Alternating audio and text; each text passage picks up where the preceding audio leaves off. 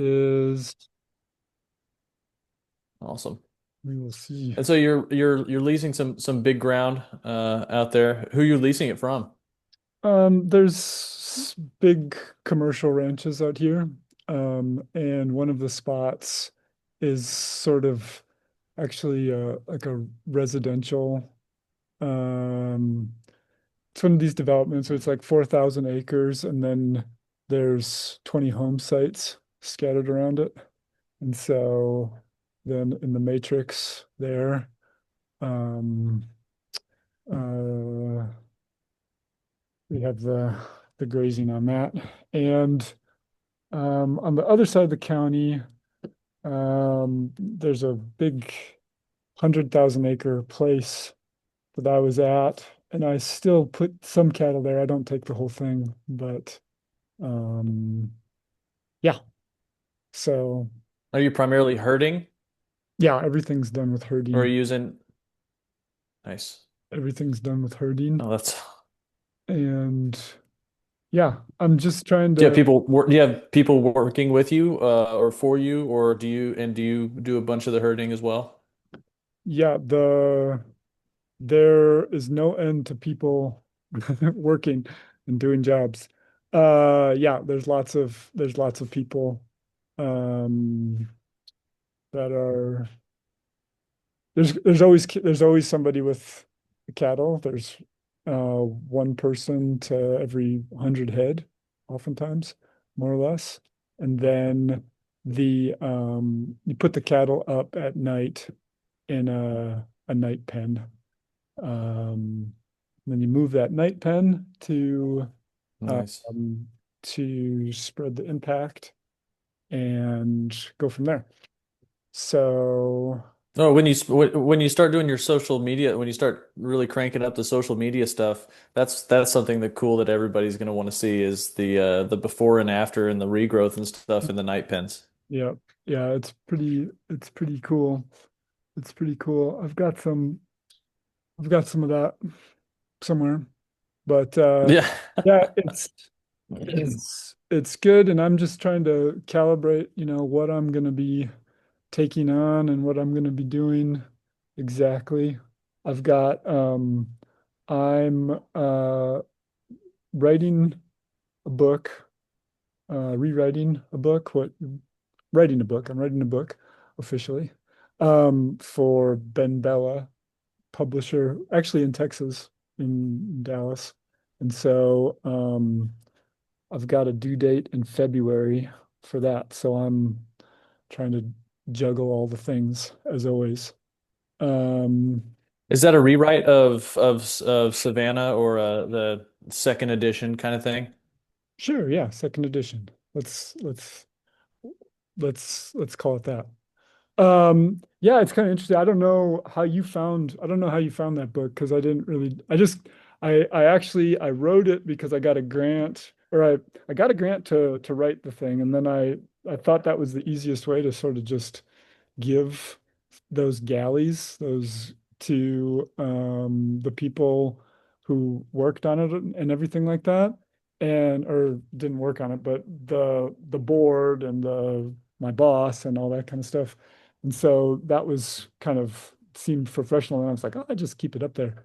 But this is going to be, yeah, the real deal with the illustrations. I've got Obi Kaufman has got some illustrations that are amazing that are going to go in there, that sort of thing.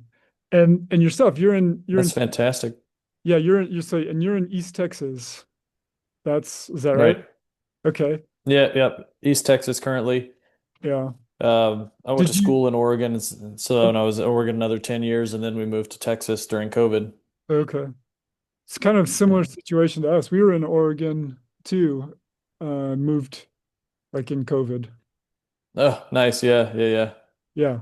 Yeah. Yeah, So that's we were in Coquille. We were on the in Southwest Oregon, had a yeah, flood irrigated bottom ground there on the Coquille River, nice. And how far inland were you? about 5 miles. Yeah, so you guys caught some weather. Yeah, it was so and it flooded for sure, but we had a situation where we would it was with tide gates, and so we'd let the to irrigate, we just opened the tide gates and the flood would and the tide would push the water onto the pasture to flood irrigate. So Nice. yeah. So has anything have anything major? Well, I got your book from a guy named Matt Rails. Oh, Um, okay. yeah, and I met him out at his place in Virginia, and he turned me on to your book and Zeitzman's book at the same time. That's a great And that's a good friend of mine. So that makes sense. I see yeah, now. Yeah. nice, nice. So yeah, what has what if anything has changed in since you wrote the book till now? Just close the door here in case this is more than just a. I've got. He's being an octopus. Nice. Um, no, boy, that was so long ago that it's hard for me to remember exactly what's changed. I'll just tell you where I'm at. Um, yeah, so from my perspective, the human psyche, humans, everything inside and out are ecological phenomena, shaped 100% by the savanna environment that we lived in, that we came out of. Um, and yeah, just like all the other animals out here, um, it's pretty hard to separate us from that. And so you have to look at hunter-gatherer people that lived in the context of sub-Saharan African or just a healthy megafauna savanna in order to understand certain parts about what it is to be human. There's no other way to know it. And then, yeah, technology, a huge part of what it is to be human, um, just hit this planet like a thunderbolt, you know? It was something that was totally new and could change faster than um, natural selection. And so there are species that got outpaced by that process. And that happened all around the world. Um, People using technology create extinctions. And especially in places that didn't evolve with human technology, which is why there's still megafauna here. That's not really my that part right there is not really mine. That's there's a lot of other people involved with that. But then the big thing then is when those animals go extinct or are lost, then the savanna environment that created us also disappears because those animals are yeah they co-occur.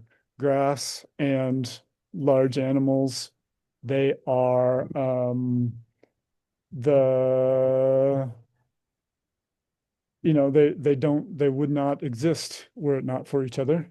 And so when those large animals go away, so do the savannas, which is a big problem for our human ancestors, right? Um, uh, it creates, well, first of all, it all our food comes from savanna ecosystems. And so we turn to our old friend technology to make the land produce food, and you get agriculture. Then with agriculture, you get a whole string of other problems that come from humans not living in the ecosystem that they evolved in. And how do we solve all those problems? We solve them with technology. And you do that for a few thousand years and you get the modern world. Mm. That's my Have you noticed your family at all shifting or changing, having moved to a Savannah environment?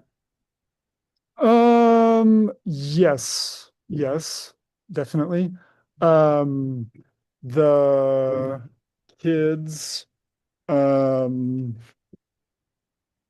yeah, the kids are, well, let's see, uh, where to take that. So with the kids, to be able to have kids really enjoy nature, in my opinion, you've just you can't turn them into a thicket and full of poison oak and thorns and expect them to really resonate with it. There's something inside that is telling them that there's danger. And so here, you know, they there is danger. There is danger here. But that's part of what they do. That's part of what makes it special. And and then on the other hand, like we're still in the modern world. We're not it's not like a magical elixir to solve all the problems. Uh, we've got Wi-Fi, and then like where are my friends? Like, there's adjustments and there's everything involved with that. But I think everybody has a really good time. So yeah. Mm. Uh, I'm fully in agreement with you. Probably, I think somewhat sparked by your book, but also having grown up on big ranches in the Texas Panhandle, um, able to see, the degradation. And so, I got a hold of Alan Savory's stuff and your work and Zeithman's stuff about the same time, after growing up in kind of that commercial cattle world. So, mm, I'm 100% sure. And, I don't know if you know this, but I wrote a book actually that came out recently that, draws on some of those threats. Maybe I told you this yesterday. And one of the things that I found very surprising when I was looking back through and researching was the number of indigenous people's creation stories that um, basically features a herd animal. Um, the Tungus people in Siberia, it's this the first human came down from heaven with a reindeer, and then the reindeer sacrificed its body to create the land. And so, like, there are a bunch of examples like this where, like, that exact thing that you're talking about, that story, and that story of the activity of the herd animals creating the conditions for humanity to rise up, I think that's pretty prevalent. And my book is self-published, so I don't expect it to really go out there and do that much. It was more of an effort for me to sort of interrogate my own mind, uh, but yeah, I'm in total agreement on largely. That whole experience. And so, the Savannah to some degree is, it certainly formed the human experience, and it's also, I think, where we found God, so to speak. um yeah. I mean, I think I I think that what I laid out there, if you wanted, would be an interesting way of interpreting the book of Genesis. And it's a way of interpreting the book of Genesis that lines up with everything that we know about the universe. And I also think that it provides, uh, you know, yeah, there doesn't need to be a tension between those. And I suggest that it offers like a rich new world of ethical possibilities and moral possibilities. Um, but yeah, I'll definitely have to check out your book. Um, yeah, I I think that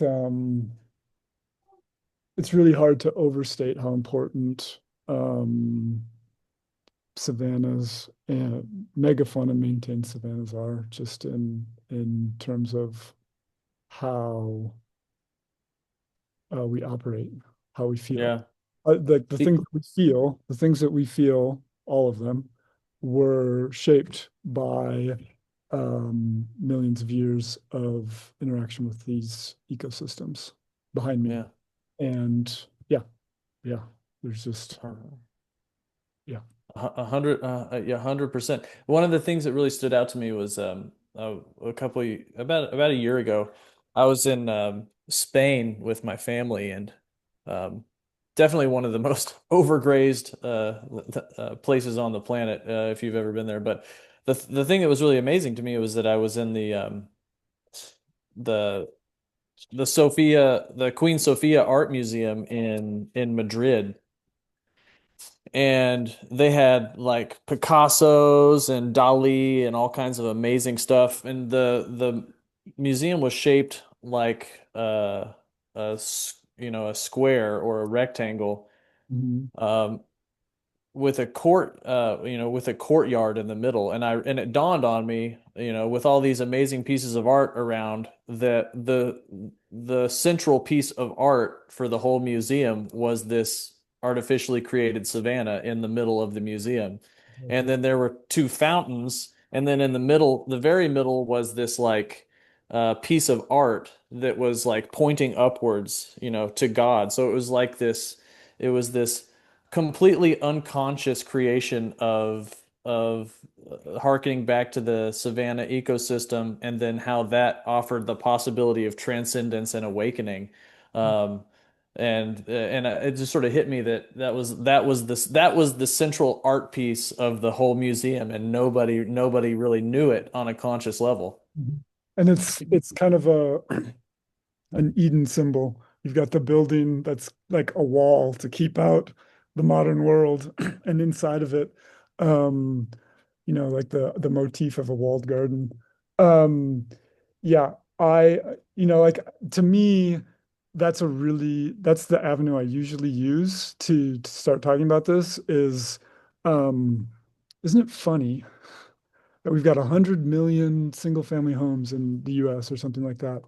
And for some reason, people put a savanna around them, People people made the grass short because if the grass was tall, that meant that there was no predators around, right? And they didn't put too many trees, but they wanted some trees, right? In case a leopard came and you had to climb up into one.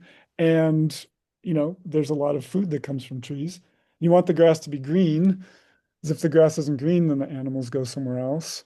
And you prune the branches because you don't if the branches are going all the way down to the ground, that means there's not a lot of animals eating stuff. And the bushes, you want the bushes to be closely hedged because that shows that um, there's lots of browsers around, that it's it's very, like how did that happen? It's just we were compelled somehow to do that. And it's I think it just points to there's that, but there's a whole universe of other things, right? That are in there in us that come from that world that we evolved out of. Yeah, absolutely. Well, I mean, I read your stuff in like 2017, and it wasn't until 2024 that I wrote the book. And so a lot of the stuff that you wrote about then is was definitely marinating in me all of that time, and definitely found a voice through the book. I think that you're going to be able to explore it in a much more detailed way in a lot of areas. And I also wrote a lot in my book. I wrote about the basically the explored the philosophical underpinnings of the modern cattle world.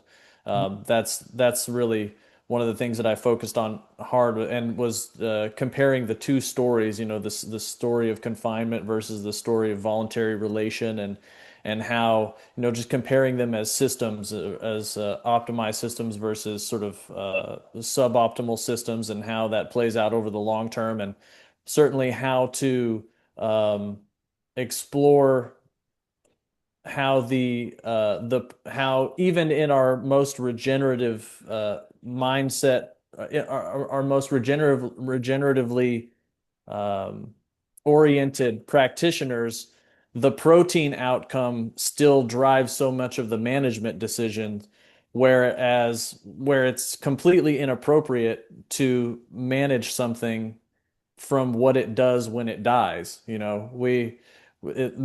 only makes sense to manage something based on what it does when it's alive, because we all die and feed the next, part of life. So that's, it's exploring the sort of, if to use the Jordan Peterson phraseology, the axiomatic presuppositions of our industrial cattle existence. And so I think there's a real possibility that we may have like an Emerson Thoreau thing going on here, where we where we can both contribute to Savanna transcendentalism or something, and whatever the new genre is called. There you go. And I mean, to me, um, the idea that from a beef producer's standpoint, one of the first, I think, lessons to draw from this is that while commodities are going to be going down in value, um, probably, over the long term, um, this, like, if you're producing the landscape that sings to the human heart, like there that that is a growth proposition right there, And so like we had a California business and our business was based off of leased land grazing. I had my erstwhile fantastic business partner, Byron Palmer, and and we had 5,000 acres of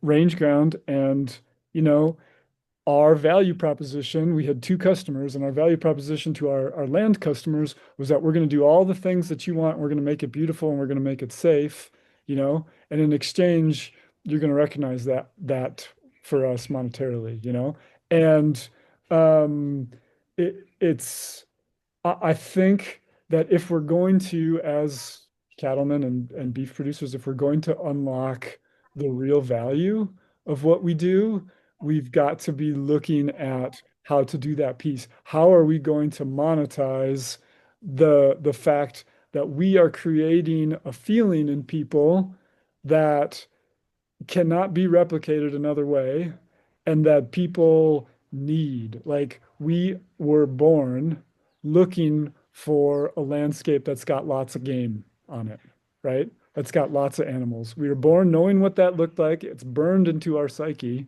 right? And we are going to find that, right?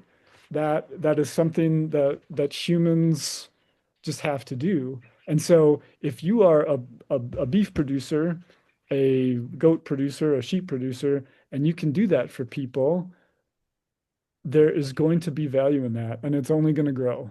And so whether that's through getting better leases, working like I do with residential places that need brush management, that need it to look nice, that need fresh feed for wildlife, um, or what that's going to look like exactly, to just for beef producers, people to be thinking about like how can I use these animals to make somebody just want to be here.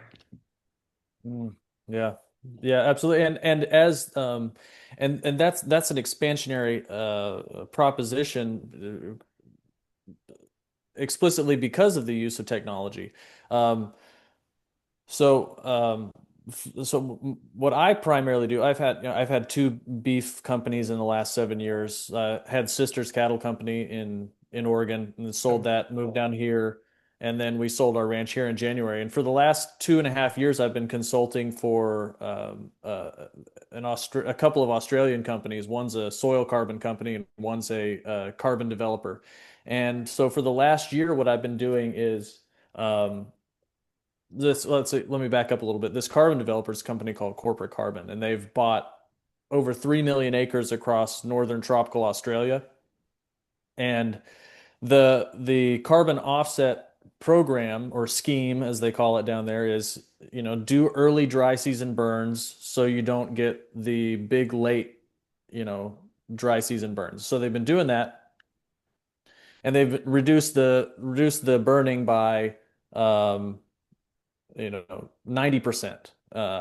Really effective mitigation of the burning. So the problem is now they have these 12,000 cows that have been bred to basically exist on all of that really nice green regrowth that you get every year from the whole savanna burning.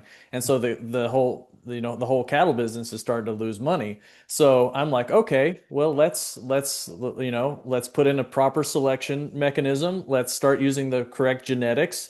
Let's so particularly African genetics, so that they can stay in better body condition.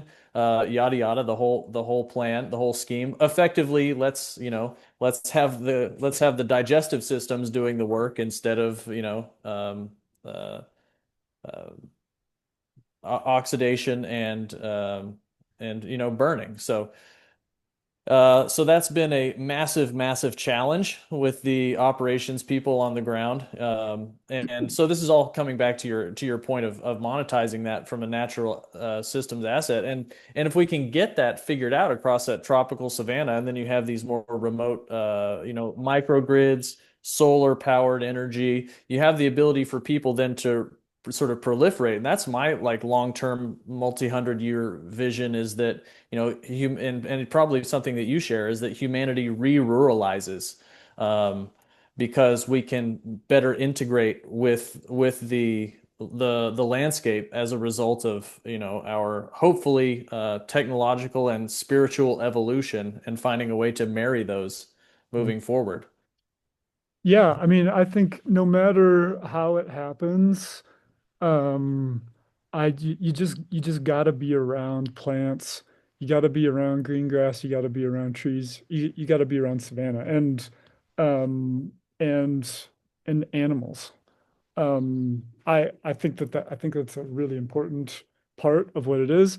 It's certainly not everything. You have to also mimic, because it's it's not it's not the way we evolved. We just have to face the facts that it's not the way it evolved. But if we know what we're trying to shoot for, then we can do our best to, make the modern world a really fantastic place by mimicking the social, the dietary, the exercise environment of our ancestors. And yeah, I think,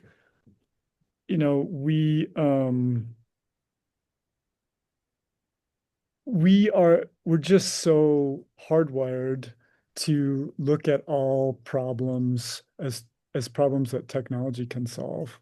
And if if for a fair number of our problems at the background level, we try to solve them the way that Savannah's did, we're going to have a lot more success, and we're going to create a lot fewer knock-on problems in the future. Yeah, absolutely. That's a definitely the way I refer to it is the blueprint of reality, or Mhm. that's I mean it's the fabric of reality is, I talk about the blueprint. Mother Nature obviously has a blueprint And if we interact with the fabric of reality as it actually is, rather than, obviously, as you say, trying to sort of force our sort of technological exploits upon it, we'll have a lot fewer externalities. And that's exactly right. And there's a lot of research that's gone into, and one of some of the things that I cite is the efficiency of voluntary systems versus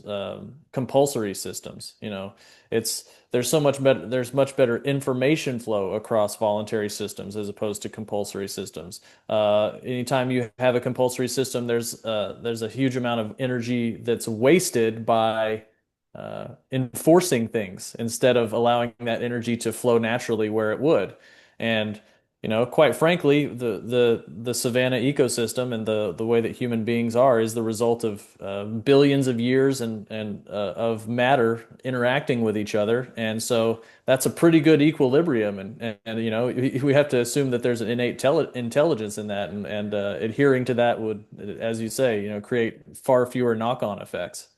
Yeah, I mean, everybody's got to remember that, like, we and all the other organisms currently on this planet are um, the result of 3.6 billion years of continuous success, right?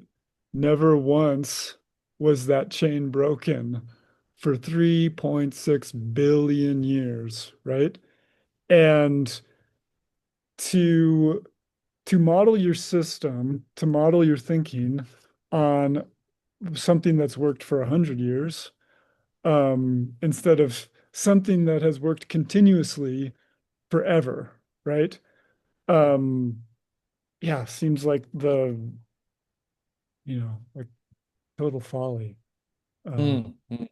and like you you take a physics approach to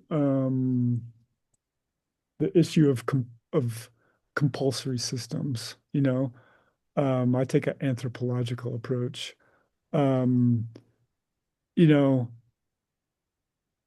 there are, like, to me, politics, if we want to start talking politics, the the human psyche evolving on the savannah, uh, there's basically two rules. One is that nobody makes anybody else do anything they don't want to do. And the other is that we share the meat of large animals, And so that's that is that is it, you know? And that worked again for a really long time. And our tendency now is to force we force the land, we force the people to do stuff. And just think of the enormous nest of laws, even just like even just the rules between interpersonal rules that we have, you know, the our ancestors did it differently, you know, and Mm. that's it's just something that we have to look at when we're doing this stuff because yeah, by functioning through coercion is it's miserable. Yeah, yeah, nobody likes that. Everybody hates it for sure. Yeah. Well, I think it's exciting. And I'm super grateful for the work that you did. I guess it would be a decade ago, over a decade ago now. Oh, Um, and it was super formative for me. And so I definitely see you having kind of birthed a way of looking at things that I hadn't really ever encountered previously.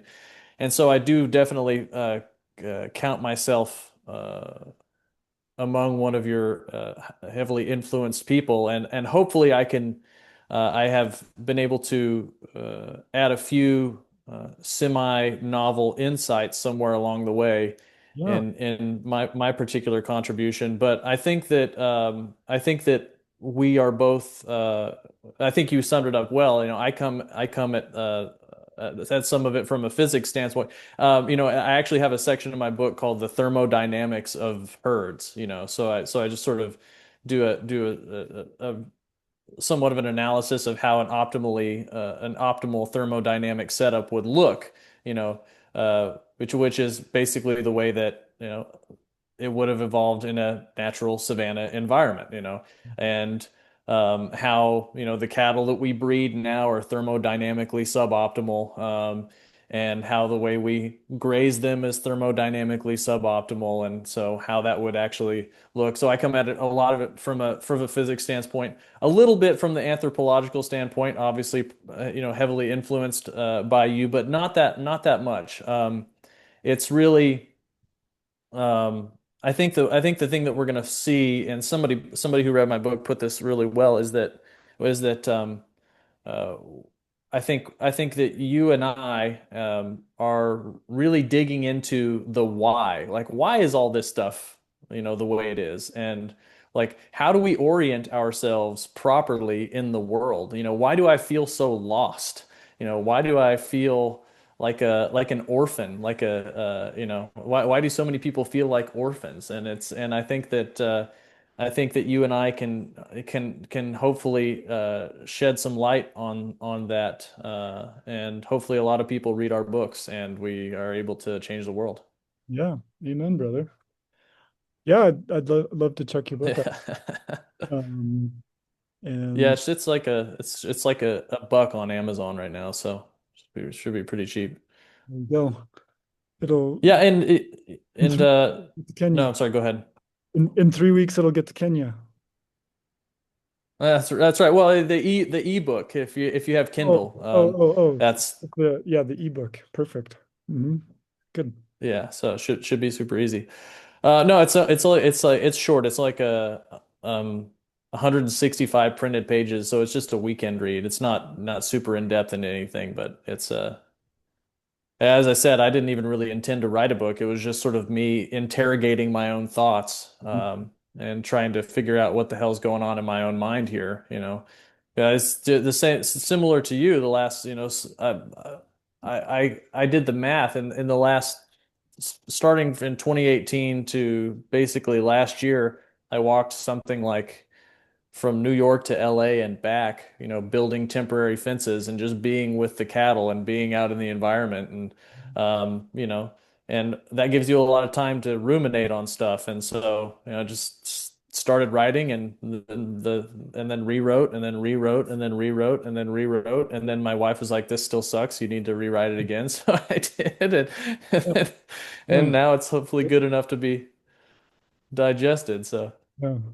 Yeah, it's like in the chat GPT world, I think, like you're talking about exercising and writing.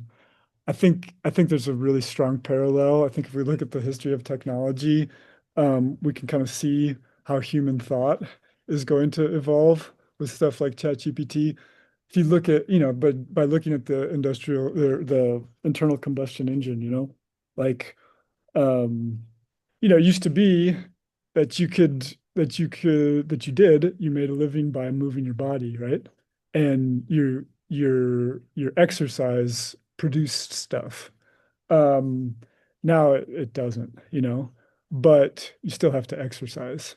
And it's going to be the same way with writing, like there is nothing, there's a limited amount that that is not going to be completely supplanted by ChatGPT, but you're still going to have to write.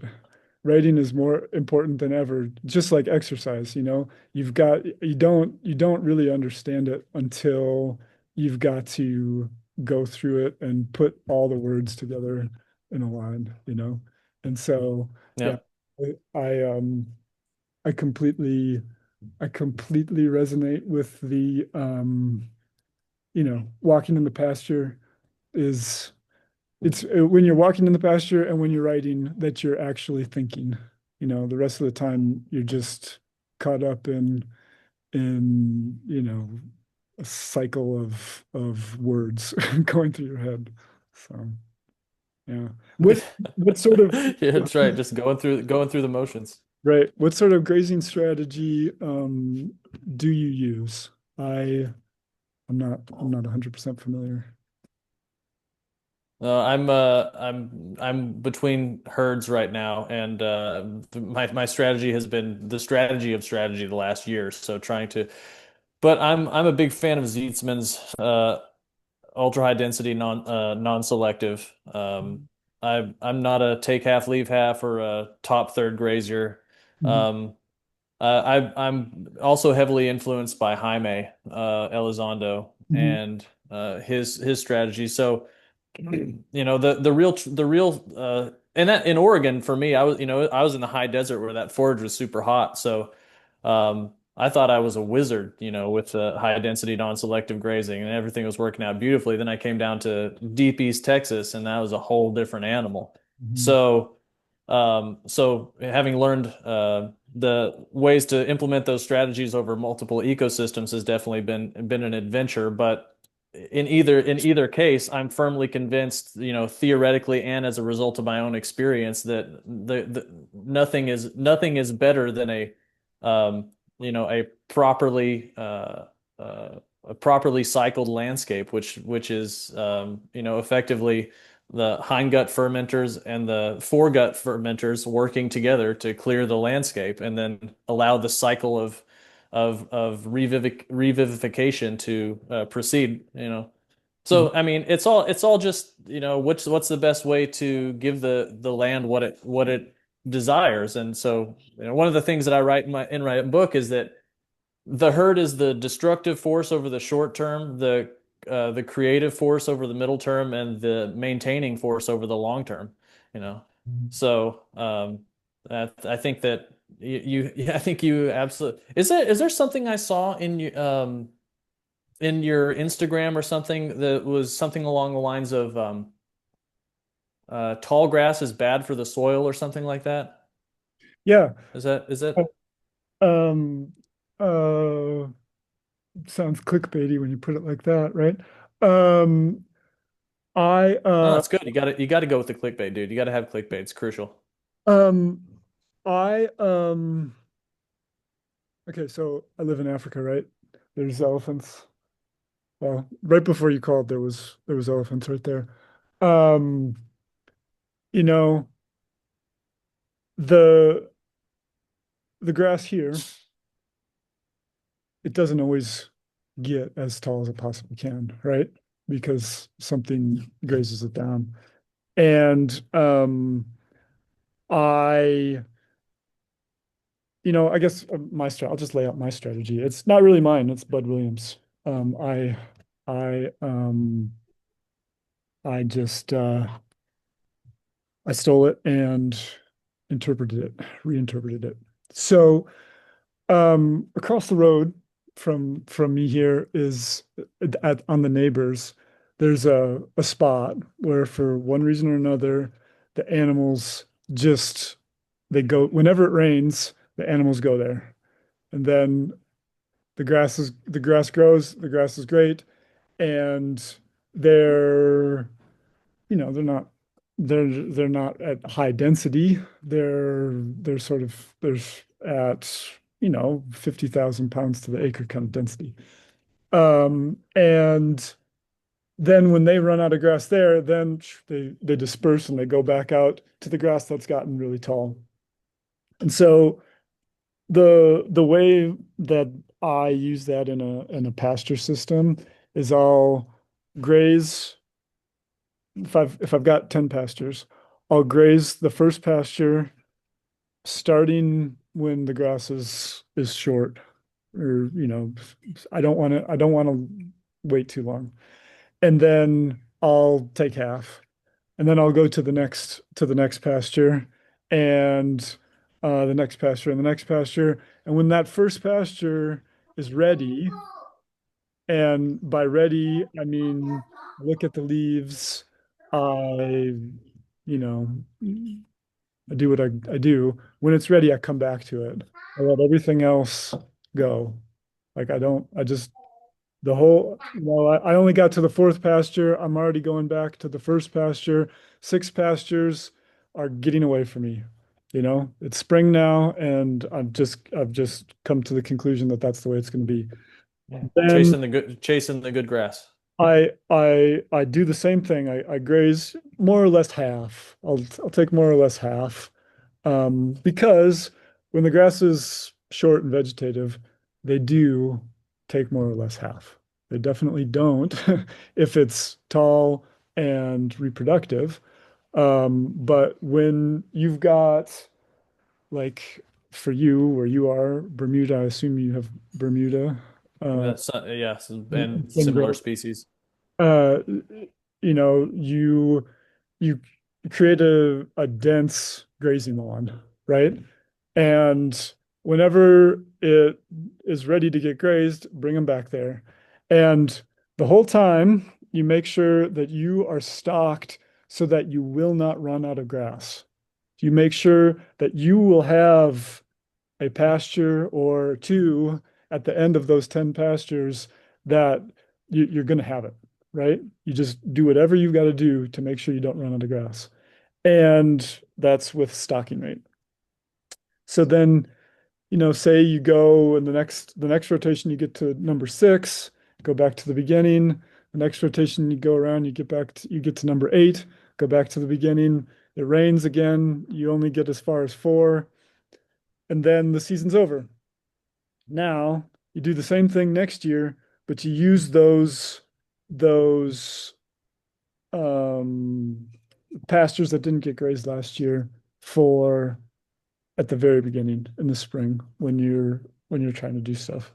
And um, when you're going into grass that's stemmy and tall, then I want to use density. Um, I want to use as high a density as I can. And um, yeah, that's where I use the density. I don't use particularly high density um, when I've got that grazing lawn, when I've Yeah, you don't really need to, certainly. That's and because so yeah, because go ahead. it's like the the animals here, like when the grass is short and green, they're not that worried about predators. But as soon as that grass is tall, holy cow, like they're in a panic. And so I think that those two things just for millions of years went together, and that green reproductive grass just doesn't need the same kind of density, but that tall stemmy stuff, yeah, you got to do something different with that, and it just requires the density. Um, Yeah, very similar strategies. Typically when I end the grazing season, do you guys have is the does the rain come twice a year yeah, or once a year? It comes two. twice a year for you guys. Mhm. Yeah, okay. So, I usually use end up with between a half and a third of the operation ungrazed for the non-growing season. So, here we would have the growing season be, is it in Deep East Texas, um, 6 months, and then a non-growing season another 6 months. So I do the exact same strategy. I probably use a little bit more density than you, and I also graze a bit more severely than you, and so I move a little bit more slowly across the landscape. But then I'll when the non-growing season is, I'll just put them in that the stockpile with some protein supplement typically, and take that. So. No, it's a much better strategy than anybody else uses around here for sure. And then as you say, the next year, you flip it, or if you are able to do it in thirds, then you just rotate around, wherever it is. So, that's an interesting thing I hadn't really thought of, but that obviously makes sense. The herd instinct will be activated to a higher degree when the grass is tall, so that will sort of naturally create that density just as a result of trying to not die. So that's pretty cool. And Hang, the hang on one grass, second, Nate. What, baby? You can't. We'll find it, honey. No worries. Go ahead. And the grass evolved to just need it then, like it's not, it's not super directional, but because there always was big herds of animals moving through that tall grass, the grass just stopped having to figure out how to get rid of those leaves and get rid of those stems. The animals just did it. And so, um, yeah. Right. And it's to get back to the carbon, I guess. I I don't know. I don't really know. I'm just talking. But that I suspect that soil carbon is a really intentional almost organ, right? That grass puts outside of its body, you know, to hang on to water, to get nutrients better, and probably somehow to inhibit competition. I don't know all the things, but I suspect that um, instead of investing in a big tree trunk, soil or grass invests in the soil around it.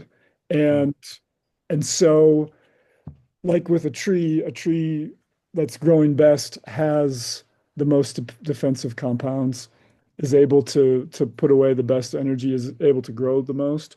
I suspect that green reproductive grass is going to produce the most soil carbon.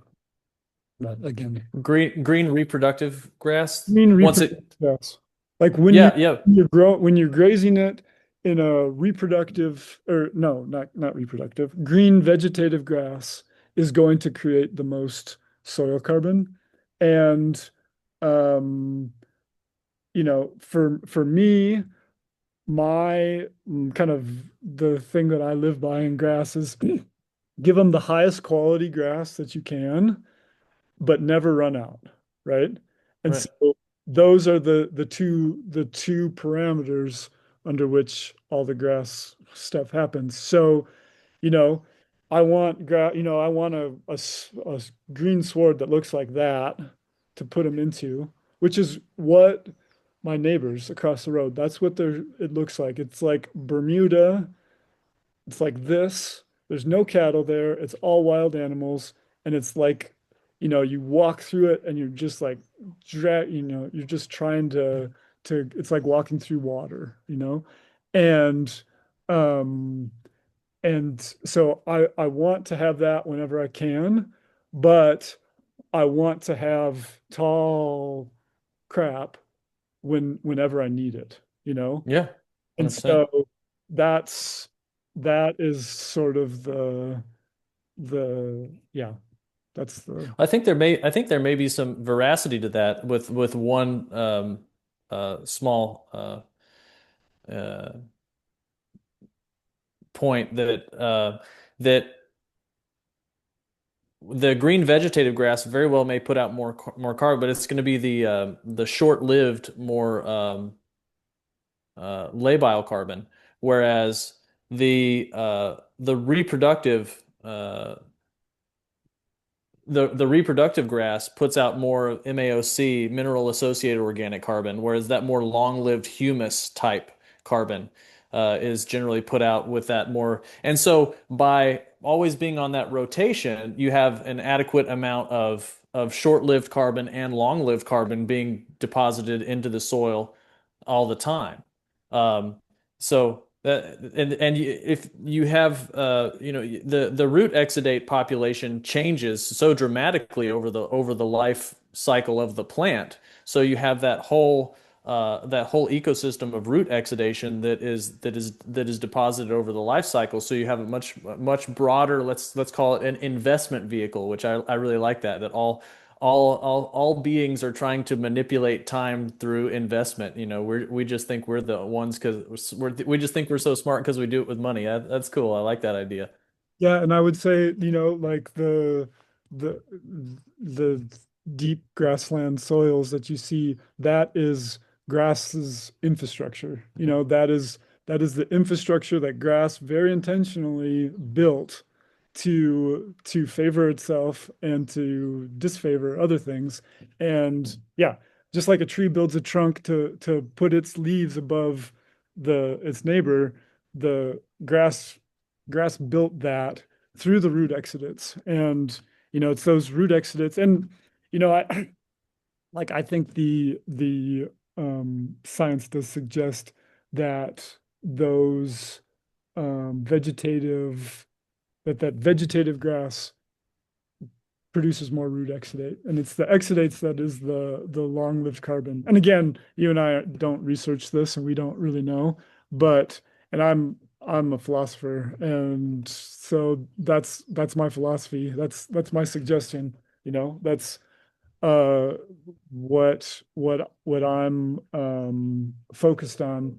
But yeah, the one way or the other, like I say, I really think that we need to see those that soil as like that is the 1,000-year tree trunk that grass plants built, to favor it, to favor themselves so that they hang on to water better, they cycle nutrients better, and they have, you know, more organisms that are symbiotic with themselves. Mm. Yeah, are you familiar with Jaime Elizondo to some degree? Yeah, yeah, yeah, yeah. Uh-huh. Yeah, yeah. I think he's doing some really incredible work. I think on Mhm. particularly around soil carbon and humus and root exudates. I think he probably understands it better than any cattleman out there. So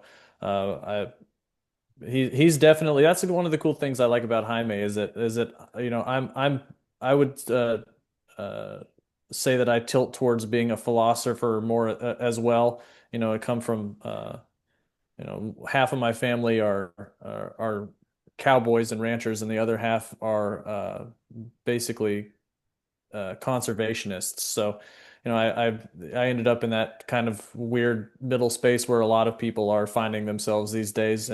But Jaime, he has a very scientific mind, and I appreciate him uh, coming to coming to the party from his unique perspective. Um, so yeah, it's interesting. I think that the Savanna transcendentalist movement is marching on, and I think that I think we I think March, there's what now? march away. Yeah, absolutely. Well, I got to give these kids some attention and make sure that they don't tear the house up too bad. But Nate, this was a very distinct and wonderful pleasure to chat with you, and I hope it can be the beginning of a very, very prosperous connection. Cool. Yeah. Thanks, Hobbs. Thank you very much. And yeah, we'll be in touch. Yeah, right on, man. Best of luck to you. Take care. Adios.